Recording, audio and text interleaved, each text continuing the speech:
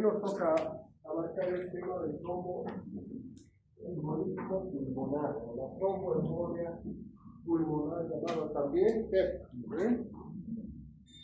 ¿Será el TEP o la TEP? ¿Será el tromboembolia? Sí. La tromboembolia pulmonar, las dos cosas. Bueno, para el enfoque de la tromboembolia pulmonar es básico que reconozcamos desde el punto de vista anatómico la circulación sistémica y la circulación pulmonar. En esta gráfica podemos ver la vena. ¿Qué vena será esta? La vena cava inferior, que llega a la aurícula derecha. De la aurícula derecha pasa al ventrículo derecho. Del ventrículo derecho pasa a la arteria pulmonar.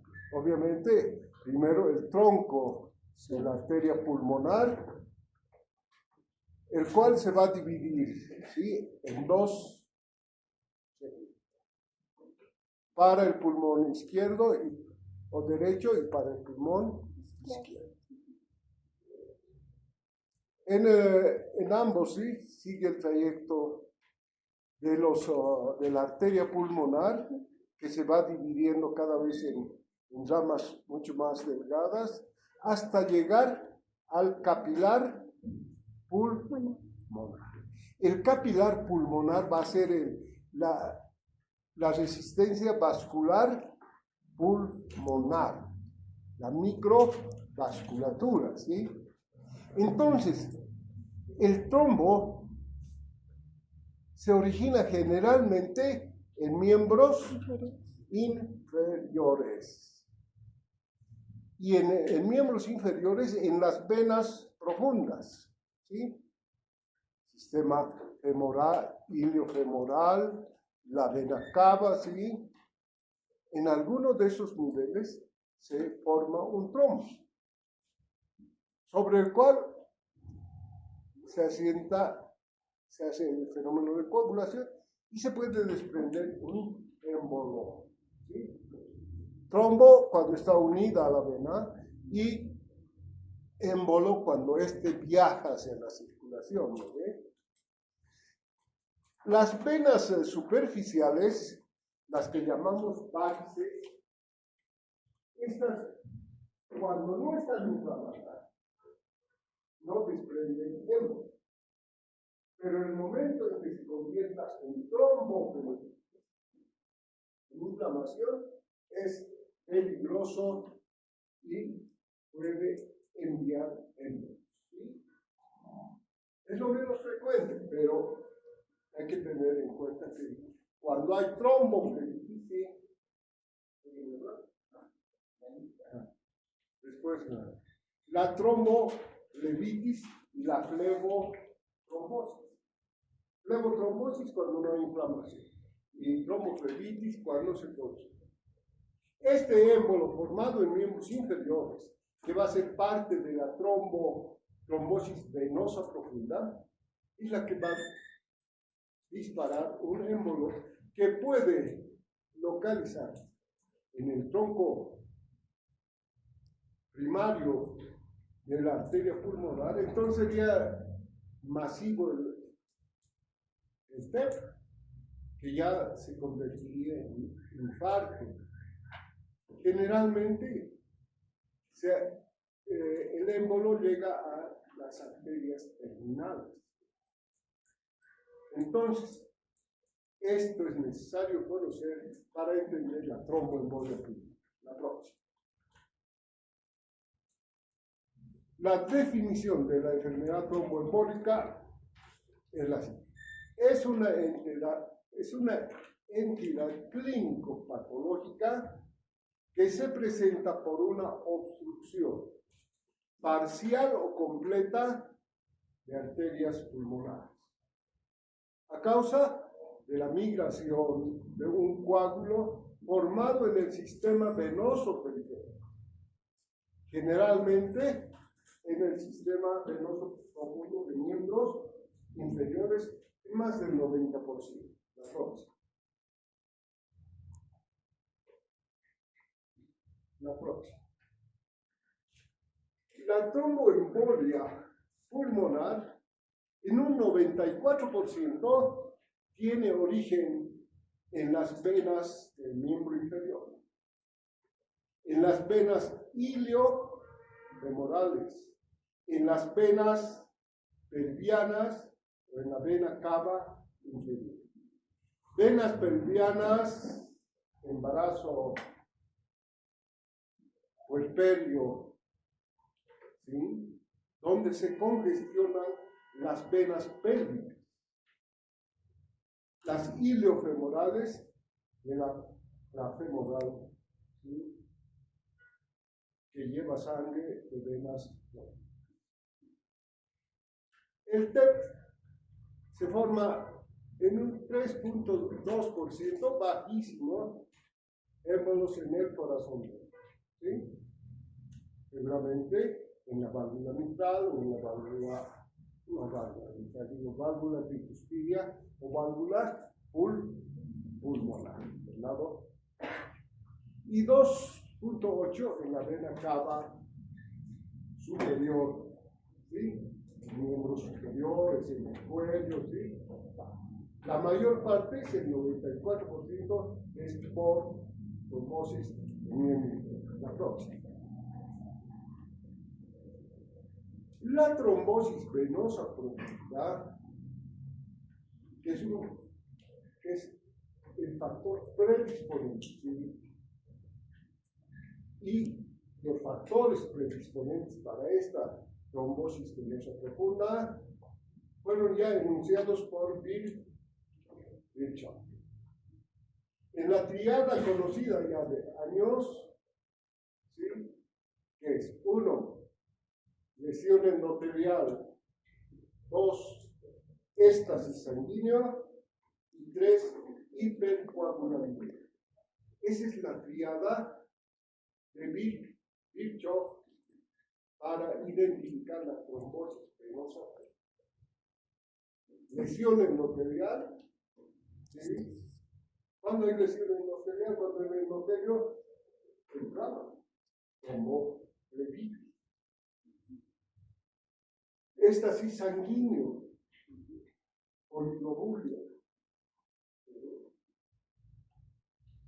Hipercoagulabilidad, la sangre, por ausencia de factores especiales que hacen que la sangre no se coagule como la proteína C, la proteína S, la antiproteína 3, son factores que faltan y entonces se produce un estado de hipercoagulación. La próxima. De la triada de Virchow, daño de la pared vascular, el daño endotelial. Normalmente el endotelio es resistente a la formación de trombos, ¿sí? Cuando está dañada hay exposición del tejido subendotelial, por tanto hay adhesión plaquetaria, hay liberación de trombo sano, hay agregación plaquetaria, todo lo que hemos visto al hablar de inflamación, ¿ve? De la fase vascular, la fase celular, la fase de liberación de fluido. El éstasis sanguíneo previene o impide la depuración hepática de los factores de coagulación. Entonces, el estar mucho tiempo de pie, el estar con eritrocitosis, los viajes de duración de más de 6 horas, aunque sea en avión, produce éstasis. Y esta éstasis de sangre va a actuar favoreciendo la activación de factores de coagulación. Y sobre todo de los factores de coagulación hepáticos. ¿Cuáles son? Factores vitamina K dependientes, ¿no ves? 2, 7, 9, 10. Alteraciones de la antitrombina 3. Alteraciones de la proteína C y S que se forman en el hígado. Y por deficiencia o ausencia de se produce activación del sistema de la coagulación.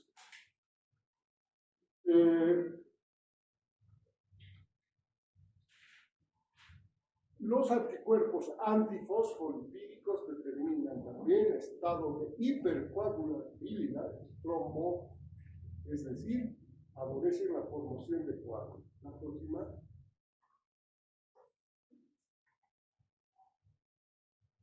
Otra diapositiva para mostrar esto de la criada de Virchow, que es importante.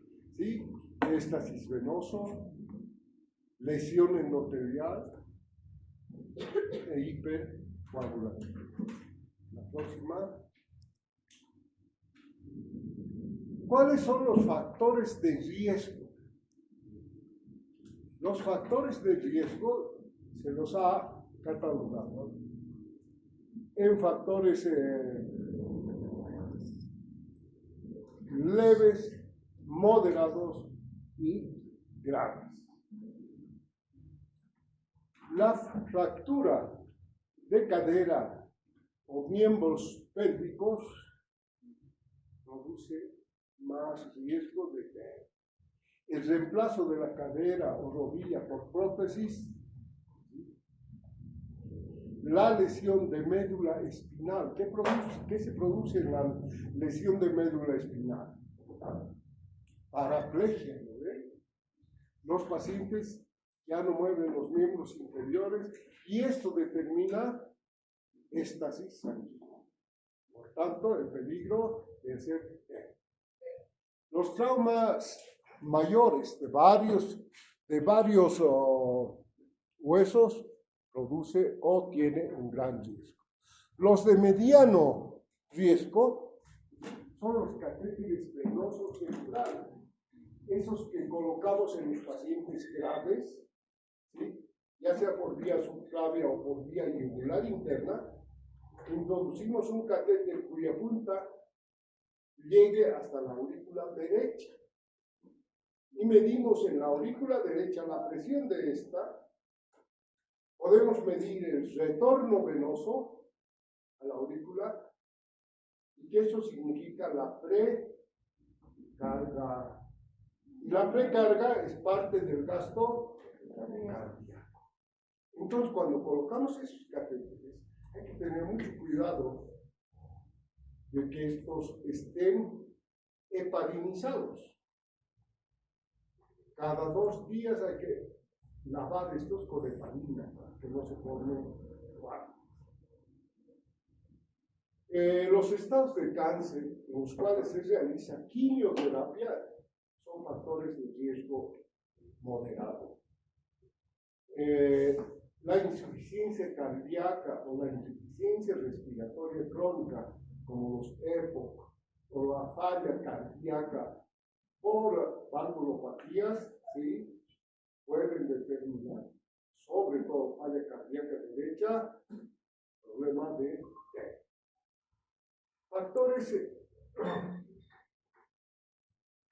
leves. Reposo en cama, esto sí es importante. Pacientes que son operados, se los tiene que movilizar y antes de no pueden estar en reposo absoluto más de 3 días, porque hay riesgo de hacer trombosis profunda y luego TEA. La obesidad, ¿sí? El reposo prolongado en los viejitos condiciona un riesgo. La próxima. Hay también factores genéticos. Estos factores genéticos, ya los hemos mencionado, déficit de antitrombina 3, déficit de proteína C, déficit de proteína S, dislipidemia y déficit de plasminógeno. Estos primeros saben ustedes que son proteínas de la fase aguda de la inflamación que se forman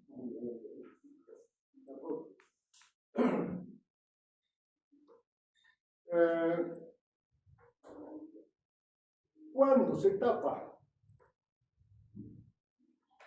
la arteria pulmonar en alguno de sus trayectos, se va a producir en el pulmón, ¿sí?, alteraciones referidas a la arteria, al capilar terminal que hemos visto, y que está en relación con el alveolo. Esta es la alteración de la relación ventilación alveolar sobre gasto cardíaco. ¿Se acuerdan que el VAQ normalmente es de 0.8 a 1? Porque el volumen ventilatorio es de 5 litros, está entre 4 y 5 litros. Y el gasto cardíaco es de 5. Si el volumen pulmonar es de 5 y el gasto es 5, la relación es 1. Si es de 4 la ventilación y 5 esto, el valor será 0.8. O sea, lo normal está entre 0.8 y 1 la relación ventilación-perfusión. Esto se va a alterar. Si hay un trombo en el lado arterial, en la circulación, entonces va a disminuir el gasto cardíaco. Ya no será de 5, será de 4, 3. Entonces, el volumen pulmonar se mantiene.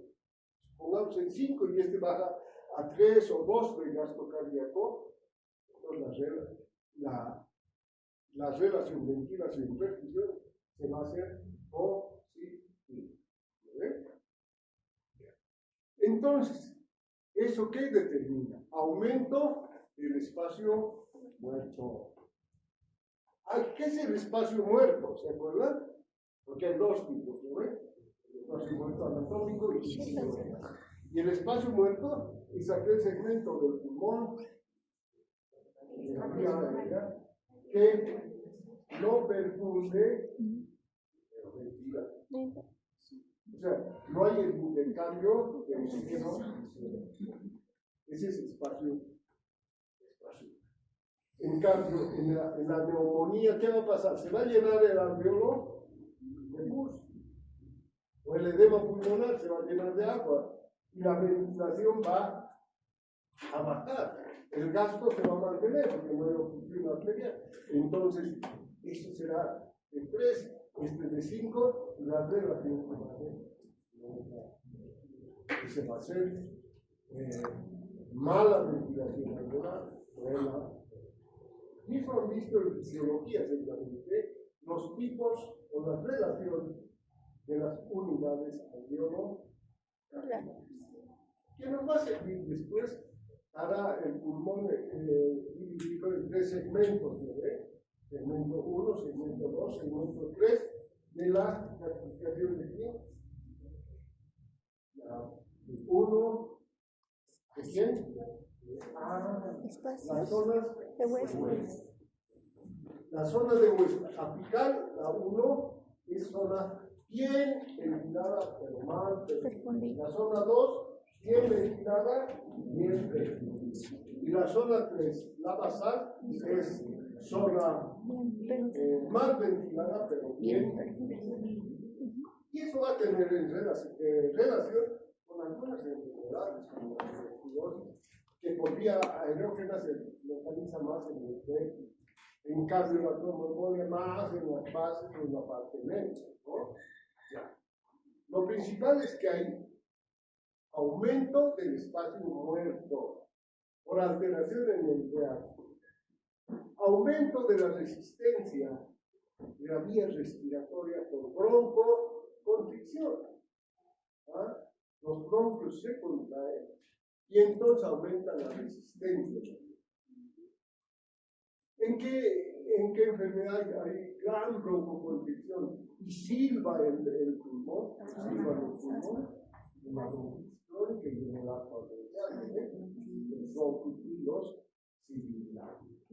aquí va a haber aumento de la resistencia que podrá manifestarse en la ocultación total. Otra de las cosas importantes es la hipoxemia. ¿Sí? Va a haber hiperventilación. Si hay hipoxemia, va a haber hiperventilación. El paciente va a subir su frecuencia respiratoria entre 18 y 20. Si hiperventila, además está hipóxico, ¿qué va a retener? CO2. Entonces el trastorno inicial en el TEP, desde el punto de vista ácido base, ¿qué va a hacer? Alcalosis respiratoria más hipoxia y alcalosis respiratoria. Va a haber aumento de la resistencia vascular pulmonar. Estos eventos van a producir sobrecarga y falla del ventrículo derecho. Y cuando falla el ventrículo derecho o las cavidades derechas, ¿qué se va a producir? Incurgitación pulmonar. Hepato renal. Así, el problema se va a comportar porque va a haber una sobrecarga y falla ventricular. Y esta falla ventricular derecha, el aumento, la sobrecarga, va a desplazar en un momento de esos el tabique interventricular hacia la izquierda. Y entonces va a quitar espacio al ventrículo izquierdo y ese ventrículo izquierdo va a ser también insuficiente. Porque al estar restringido en su llenado, en su diástole, no va a poder cubrir el gasto cardíaco. La próxima.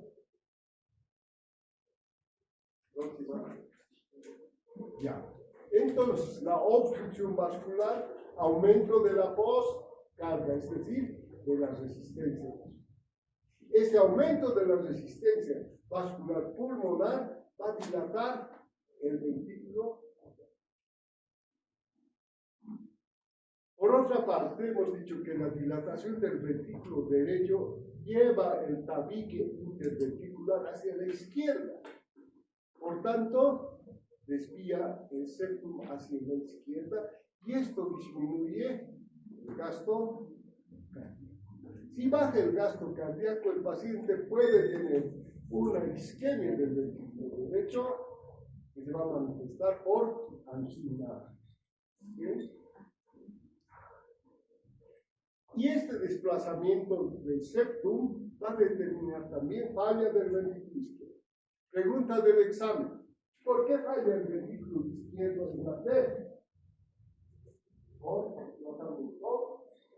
el tabique interventricular por aumento de la presión del derecho.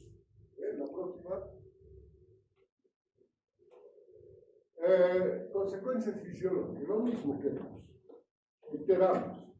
Aumento de la resistencia vascular pulmonar. Alteración del intercambio gaseoso, hipoxia e hipercapnia. Hiperventilación refleja alveolar. Aumento de la resistencia de las vías respiratorias por broncoconstricción. Distensibilidad pulmonar reducida. Cuando le dicen al paciente, infle el tórax, meta aire, tiene que haber distensibilidad y eso no se puede.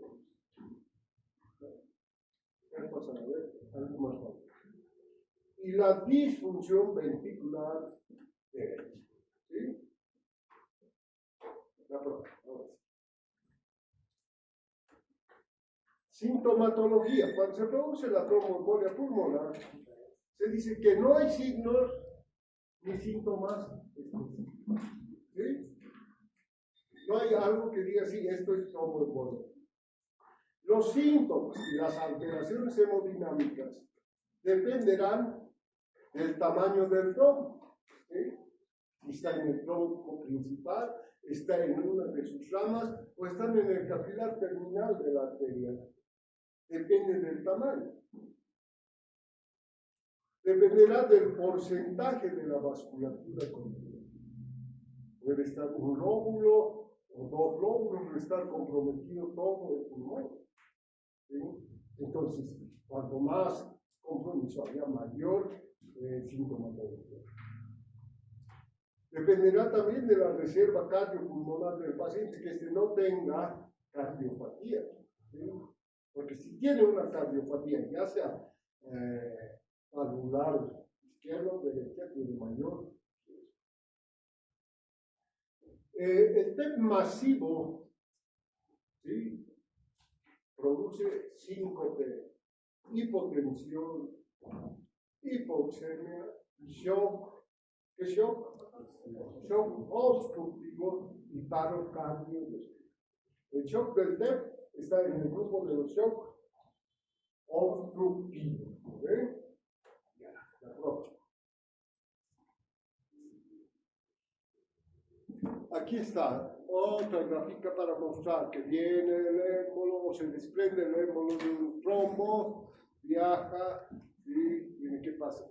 Llega a la aurícula, pasa al ventrículo, pasa y aquí se ha enclavado. O sea, la consecuencia va a ser el infarto o la isquemia de este segmento del ventrículo. Si fuera aquí, sería más grave, sería los tres lóbulos o dos, depende entonces del tamaño, depende de cuánto se ha reducido el flujo sanguíneo.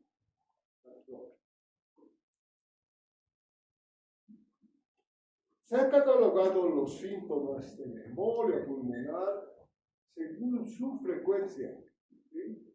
Y se ha encontrado en los estudios que la disnea es una de las manifestaciones mayores. Se ha encontrado en 71 a 91%. O sea, la disnea es frecuente. El dolor pleurítico, 76%. Entonces el paciente se va a cansar y va a tener un dolor en el hemistórax, dolor en puntada de costado, como una puñalada, ¿sí? Fungitivo, ¿sí? Va a ser el dolor, ¿verdad? Va a haber, obviamente, taquicardia. La taquicardia, miren, 33%, 55%. La fiebre, 43%. Hemoptisis, 30%. Pensaríamos más bien que la hemoptisis debería ser después del dolor, pero no, 30%. Tos y los estados graves, shock. Pero el shock en un 12%. ¿Sí? O sea, la disnea, el dolor pleurítico pleural, que es fungitivo, pulsante, ¿sí?, bastante intenso, serán las principales características. Luego ahora, se han hecho scores, está bien, sería la próxima. Se han hecho scores para predecir el TEP. Estas características clínicas se las ha agrupado y se llama el score de Wellens. El score de Wellens. El score de Wellens dice más de 6 puntos, aquí están los puntos, el riesgo de TEP es elevado, 78%. Si el puntaje es de 2 a 6 puntos, el riesgo es moderado, solo 27% van a ser. Y menos de 2 puntos, riesgo es bajo, 3 puntos. O sea, la escala de vuelta es si hay riesgo elevado, si hay riesgo moderado o riesgo bajo. ¿Y cuáles son estos? Síntomas clínicos de trombosis venosa profunda, o sea, edema de miembros inferiores o dolor en miembros inferiores, especialmente en la pantorrilla. Otros diagnósticos probables de TEP, ¿sí? la obesidad, el uso de anticonceptivos orales, ¿sí? 3 puntos. Frecuencia cardíaca mayor de 100 latidos por minuto, 1.5. Inmovilización o cirugía en las últimas 4 semanas, 1.5. Si tuvo antecedentes de trombosis venosa profunda o TEP previamente, 1.5. Si hay hemoptisis, 1 punto. Si hay cáncer maligno, 1 punto. Entonces van sumando, ¿sí?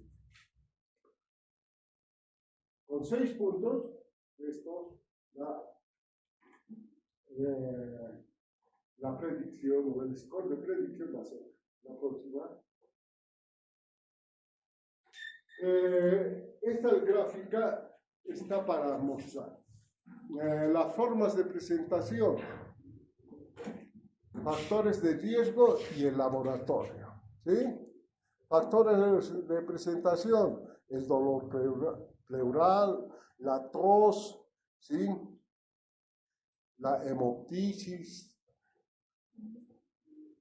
Factores de riesgo, los que hemos mencionado, ¿sí? Mujeres de 43 años, mayores de 43 años, embarazos, obesidad, ¿sí? En mayores, no se ve bien, los politraumatismos, las polifracturas. En el laboratorio, una de las cosas importantes que se nos tiene que quedar es la dosificación del dímero D. Dímero D. Igual a trombosis o TEP. Dímero D. El electrocardiograma va a ser importante, ¿sí? En el electrocardiograma, además de tener taquicardia sinusal, hay algo patognomónico, ¿sí? Es S1,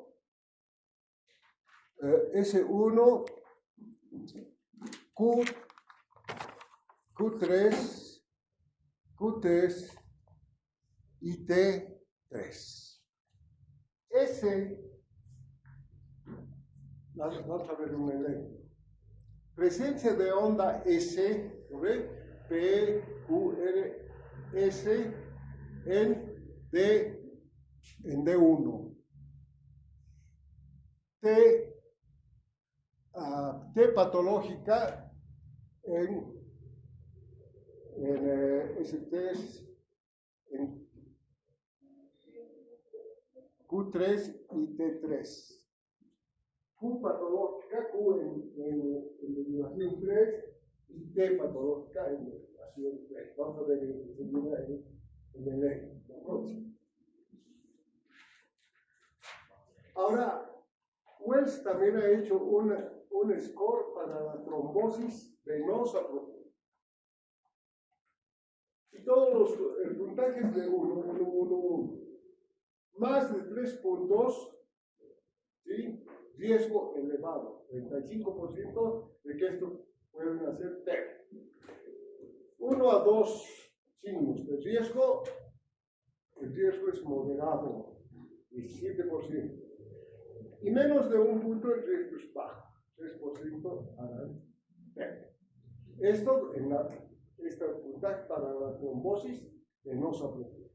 ¿Cuáles son? Cáncer activo. Pacientes que tienen cáncer y están sometidos a quimioterapia y ya llevan 6 meses, tienen 1 punto. Parálisis, ¿sí? Parálisis de miembros inferiores por lesión de la columna o de la médula, ¿sí? Y están con inmovilización de miembros inferiores, 1 punto. Postración en cama más de 3 días por cirugía, 1 punto. Sensibilidad aumentada en el trayecto de una vena profunda, 1 punto. Hinchazón completa de un miembro, 1 punto. ¿Sí? Pero el edema tiene que ser unilateral en la pantorrilla y que el diámetro esté mayor a 3 centímetros, no en ambos. generalmente en una sola pierna.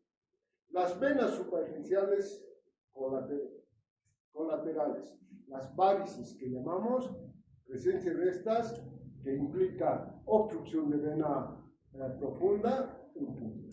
Entonces acá contamos y evaluamos el score de trombosis venosa profunda. La próxima.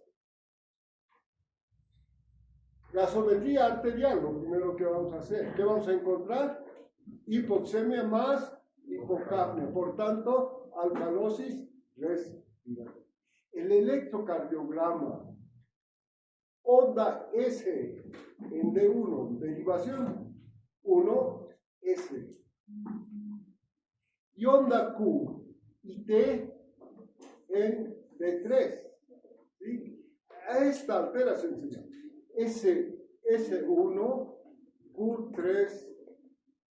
Q3 patológicas en D3 y en D1 S. ¿Sí? Hacemos radiografía de tórax, donde podemos encontrar derrame pleural, atelectasia, ¿sí? Ensanchamiento del cono de la pulmonar. Una placa de tórax normal no descarta la T. El otro estudio, la gammagrafía pulmonar, es decir, hacer una valoración de la ventilación y de la perfusión pulmonar. La perfusión se hace con albúmina marcada, con tecnecio 99 vía endovenosa. Para la ventilación le hacemos respirar al paciente un gas que esté rico en xenón 133. Eso lo hacemos aquí en el Estado Mayor, hay un tipo de, no sé, NASA, sí, NASA, ¿no? Ahí, porque este es material radio. Esto nos va a dar, ¿sí?, cómo está el estado de ventilación y cómo está el de perfusión. Si es TEP, ¿qué se va a alterar? ¿La ventilación o la perfusión? La perfusión, ¿no ves? Y ahí está el coágulo. Entonces la perfusión va a ser algo. Y eso también nos va a valorar el índice de AQ.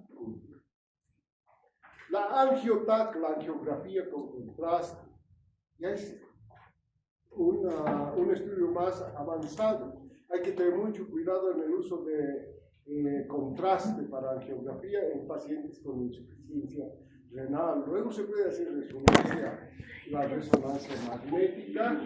Y lo último, la arteriografía pulmonar, que es la que más nos va a acercar al diagnóstico de la arteriografía pulmonar. La próxima.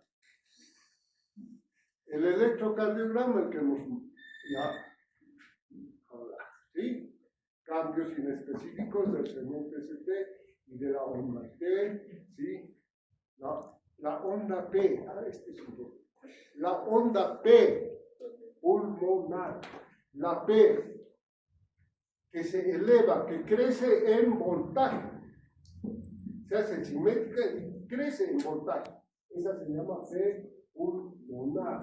En cambio, la P mitral, por crecimiento de la aurícula izquierda, la onda P crece en distancia, ¿sí?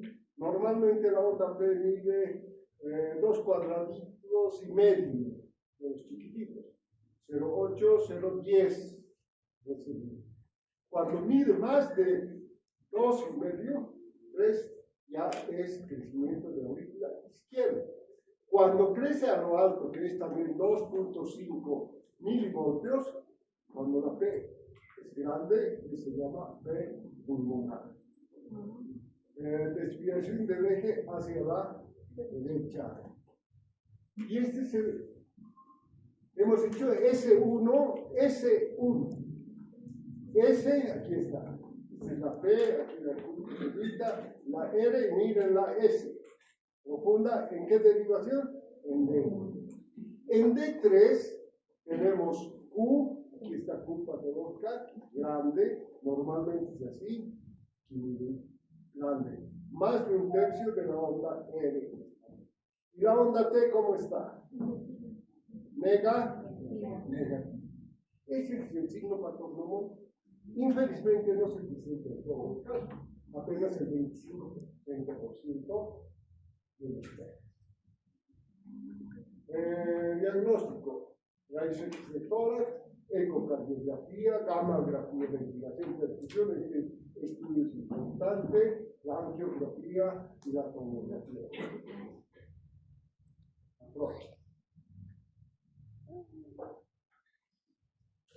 Esta es la obstrucción, ¿sí?, de una rama gruesa de una vena, que ha producido un infarto pulmonar. Y el infarto pulmonar tiene una base hacia el exterior, hacia la barriga, y con el vértice. Y los campos. Este es el botón del cono pulmonar, que está en la aurícula, el cono de la pulmonar. Aquí está el aórtico, ¿se ve? La próxima. En esta se ve que puede en la radiografía haber derrame pleural, en este caso derrame pleural izquierdo, con atelectasia, con sombra o zonas de atelectasia. Pero está borrado el seno costo diafragmático, ¿sí? Derrame. La próxima. Aquí hay una zona de hiperlucidez cerca al infarto, cerca a la trombosis.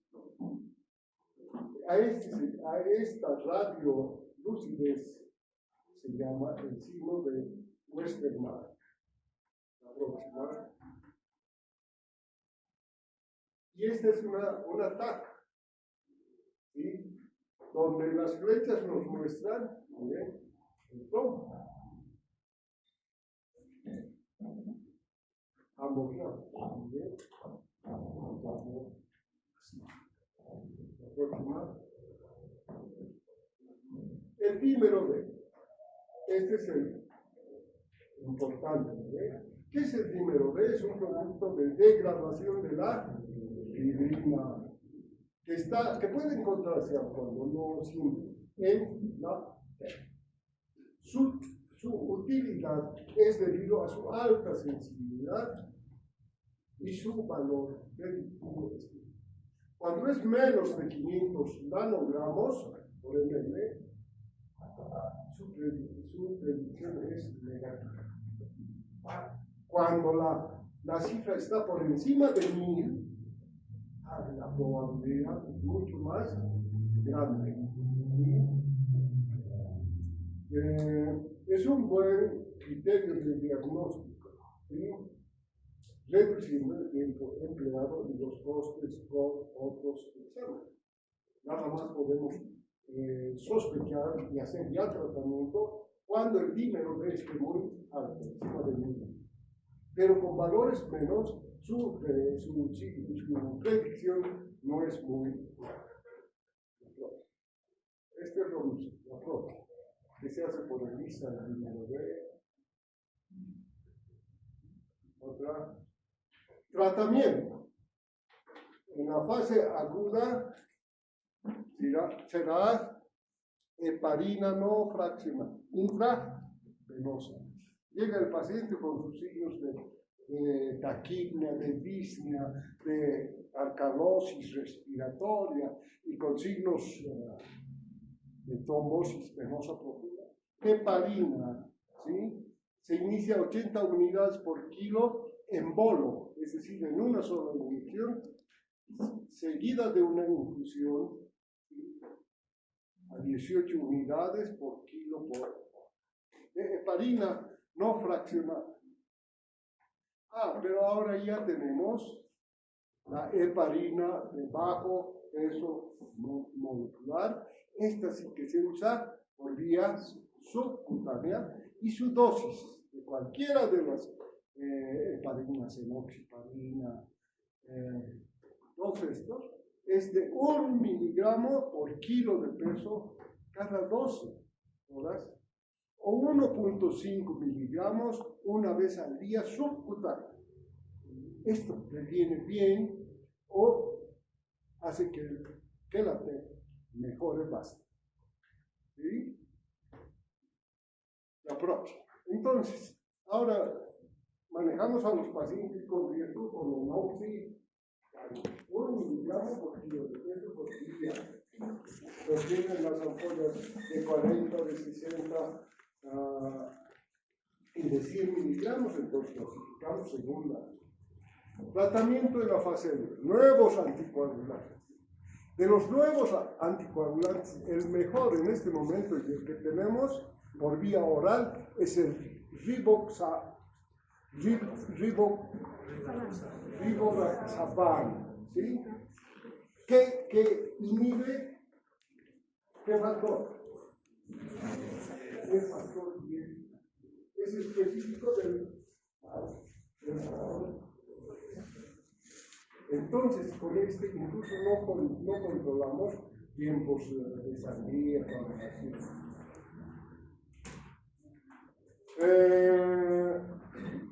la próxima.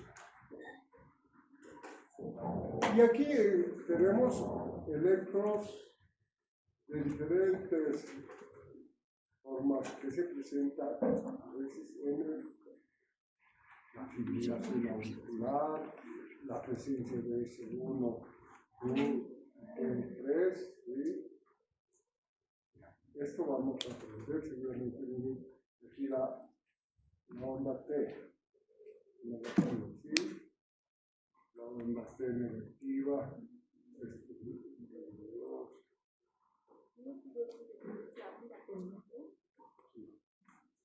esta negativa, una Q, una T negativa, que son problemas la próxima. Electrocardiograma, trombos. ¿Qué hay? Este mnemotecnia. Trombos, taquicardia sinusal. ¿Qué dice aquí? Rotación horaria. ¿Ah? Rotación horaria. Ah, eso quiere decir que el eje se va a desviar hacia la derecha. La onda P, ¿qué va a ser? Onda P pulmonar. Crecida hacia arriba. Cuando crece en ancho la onda P es neutral. Después aquí,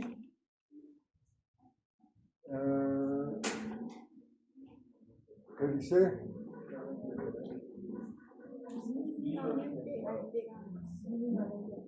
Mínimamente activa, ¿no? Hay algo más. El 20% de los. Esto es lo importante. El bloqueo de rama, onda T invertida, ¿sí? Y esto sobrecarga ventricular. Esos son los cambios electrocardiográficos que podemos encontrar hasta un método. Ojalá fuera al 100%, entonces tendríamos ya hecho el diagnóstico. Entonces, la clínica, el dímero de su electrocardiograma y en el tratamiento el uso de heparina, inicialmente de peso molecular alto y después las heparinas de bajo peso molecular y por vía oral el inhibidor del factor 10 activado por ¿se llama?